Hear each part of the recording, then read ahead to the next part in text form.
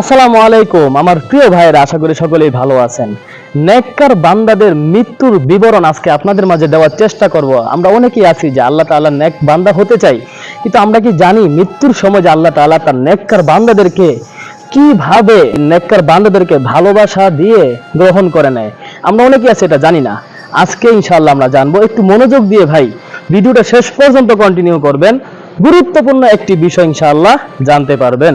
দেখেন, হযরত বেলাল রাদিয়াল্লাহু তাআলা আনহু উনি যখন ওনার অন্তিম কালে অর্থাৎ মৃত্যুর কাছাকাছি যখন চলে আসছিল, তখন তার চেহারার মধ্যে যখন মৃত্যুর ছাপ বয়ে আসলো, তখন হযরত বেলাল রাদিয়াল্লাহু তাআলা আনহুর স্ত্রী তার মুখ থেকে অনিচ্ছা সত্ত্বেই এই কথাটা বেরিয়ে আসে যে ইয়া তরবা, অর্থাৎ যে হে আমার মুসিবত, হে আমার মুসিবত, এরকম একটি শব্দ চলে আসে।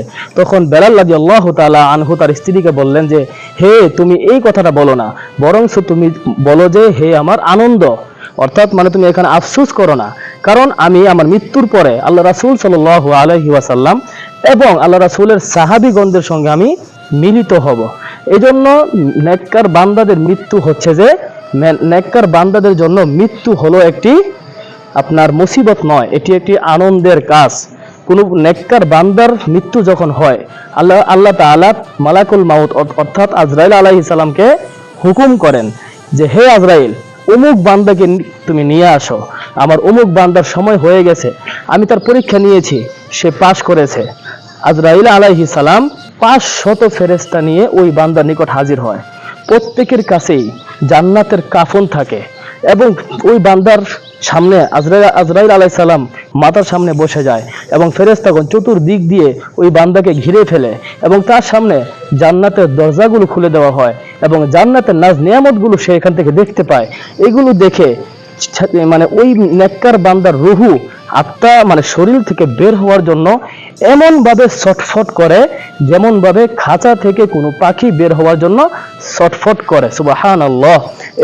ওই বান্দাকে সম্বোধন করে বলা হয় ইয়া আইয়াতুহান নাফসুল মুতমাইন্না, হে প্রশান্ত হৃদয়, ইরজিই ইলা রাব্বিকি রাদিয়াতাম মারদিয়া, তুমি তোমার রবের প্রতি সন্তুষ্টি এবং সন্তোষ ভাজন হয়ে ফিরে যাও। ফাদখুলি ফি ইবাদি, তুমি আমার বান্দাদের অন্তর্ভুক্ত হয়ে যাও।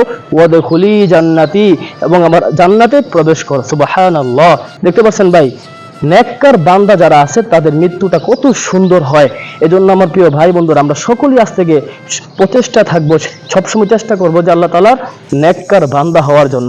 আল্লাহ নেক বান্দা হওয়ার জন্য কিন্তু এই নেক বান্দা হওয়ার কিন্তু একদমই সহজ উপায়, এটি হচ্ছে আল্লাহ তাআলার হুকুম আহকামগুলো সঠিক মতে আল্লাহ রাসূল সাল্লাল্লাহু আলাইহি ওয়াসাল্লামের প্রত্যেকটা বলে দেওয়া সুন্নতকে আঁকড়ে ধরে আপনি কিন্তু আল্লাহ তাআলার নেক বান্দা হতে পারেন।